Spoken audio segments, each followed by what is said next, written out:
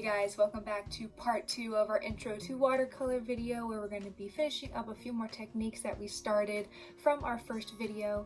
Most of the materials are still the same. You are going to need some sort of watercolor, whether it is pan or a tube.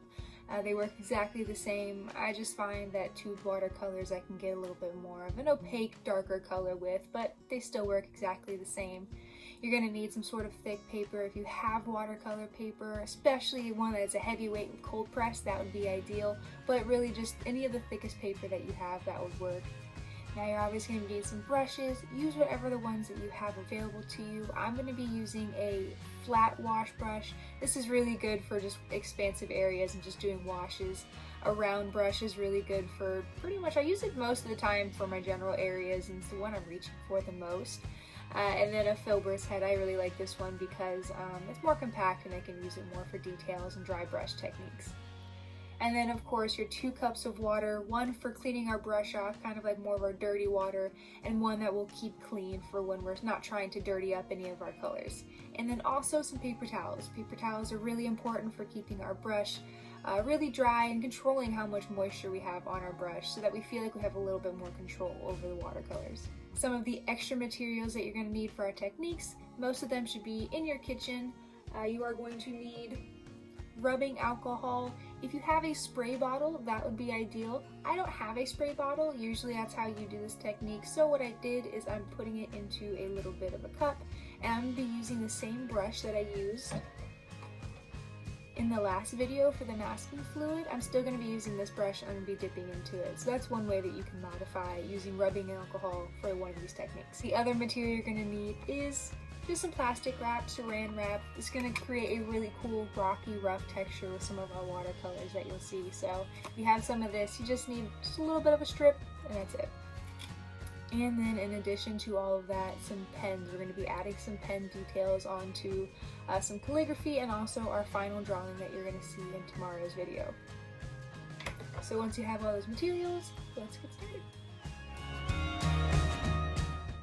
So this first one we have here is variegated. I am starting off with just one color, but I'm going to actually be ending up with 3 colors altogether. I'm starting off with more of my red color.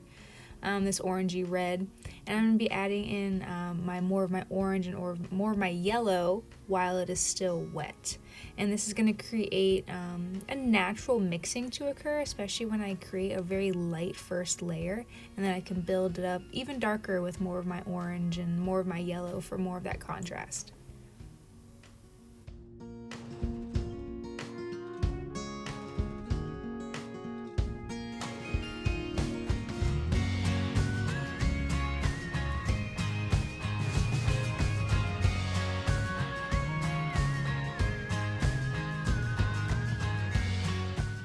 So for the next one, I'm using a combination of the wet on wet technique and the dry brush technique, but I'm not going to be combining them or overlapping them in any sort of way.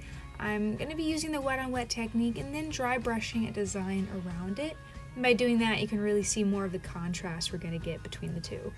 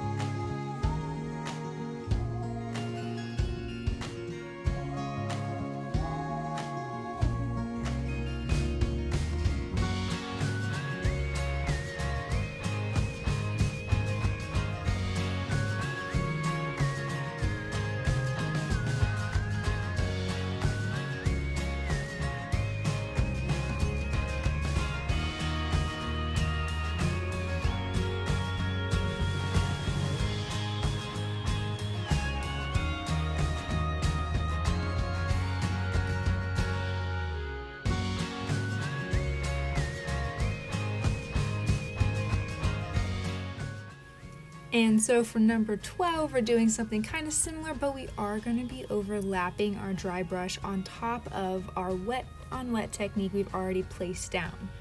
You're going to notice that the areas that really hit the areas that were a little bit more saturated with water are going to merge together a little bit more, whereas we get more defined edges where our dry brush is standing out against the dry paper.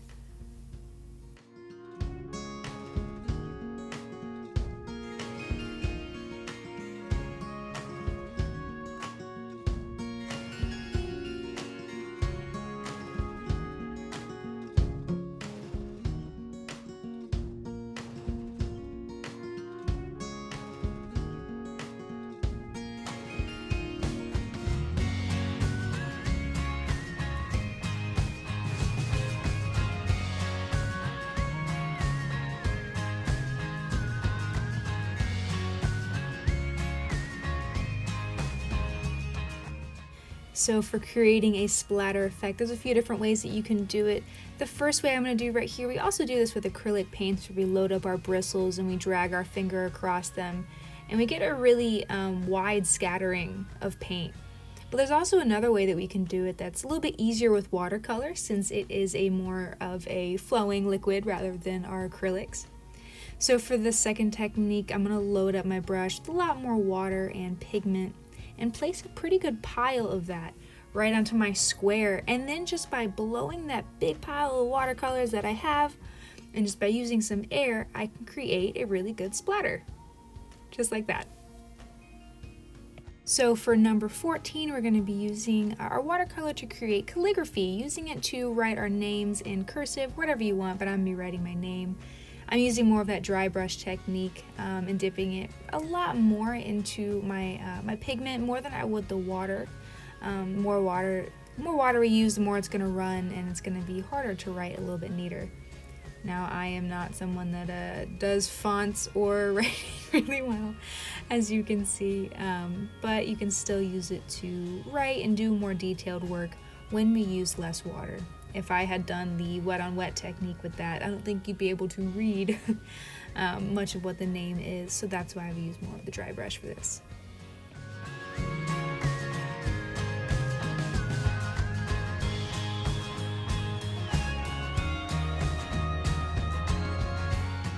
So for this next technique, it is to spray it with alcohol. Now with everything going on, I cannot leave my house to get a spray bottle, and that is totally okay. In my little red cup you see right up there on the left, that is my little cup of rubbing alcohol. I'm going to be using a brush to create either a splatter effect or just by dipping it into the watercolor. Right now I'm still using water to spread out my color, but when I add my rubbing alcohol from my brush onto it in a little bit, you'll see that because the rubbing alcohol is much more abrasive than the water, it's going to break apart that pigment a lot quicker.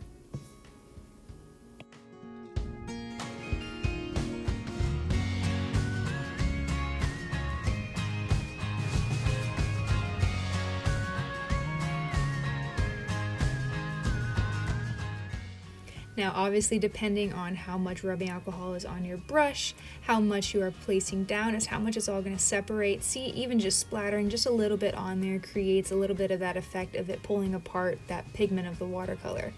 But also just by dabbing in lightly with a little bit less of that rubbing alcohol on my brush created a little bit not as extreme of an effect of it pulling apart.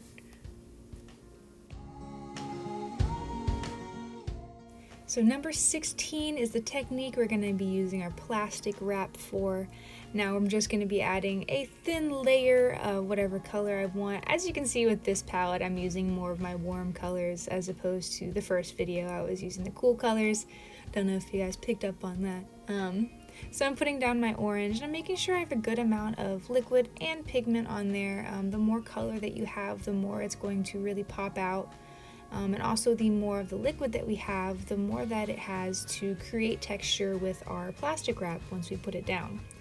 I'm putting a little bit more color in there to create some contrast. And I'd really suggest you load up more color on there. I think mine came out a little bit lighter than I wanted, so I could have probably added a little bit more color in hindsight. But once we put that plastic wrap down, you're going to make sure you're kind of moving it around and meshing it into the liquid, and you'll see naturally this texture kind of start to show up. It's really important too that once we are done with it, we let it dry with that plastic wrap on it. If you take the plastic wrap off too soon, a lot of that texture is going to go missing and then it'll kind of be for nothing. I'm also going to cut off a little bit of what I have left over, that way it's not getting in the way, so I can do number 17 without the plastic wrap getting in my way. Now this next technique is one of my favorite things to do, and that's adding pen or any sort of color over top of watercolor. Whether it's black or Sharpie, colored Sharpie, it doesn't matter. I think it is a great way to add detail and clean up any other sort of lines that you have in a watercolor piece. Now for this one, I'm creating a little bit of a gradient between my red, my orange, and my yellow. I laid down my orange first because that was kind of a good middle color, and using my darker value of my red on the left side and using my lighter value of yellow. Once I let that dry is when I'm going to add my pen over top of it. I'm just going to use the standard Sharpie. You can use calligraphy over it. You can use it for a wider range of things. But it's a lot of fun just to kind of add an extra level of detail to your watercolor work.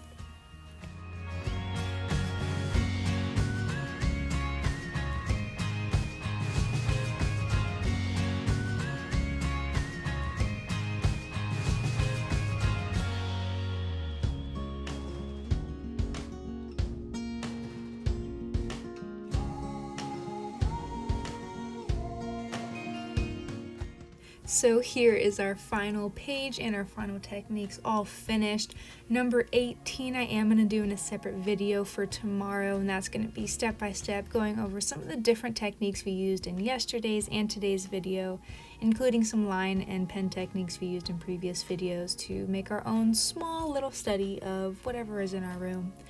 Alright, I hope you guys had fun with this. This is just, like I said, an experimental way to start dipping our toes into watercolor.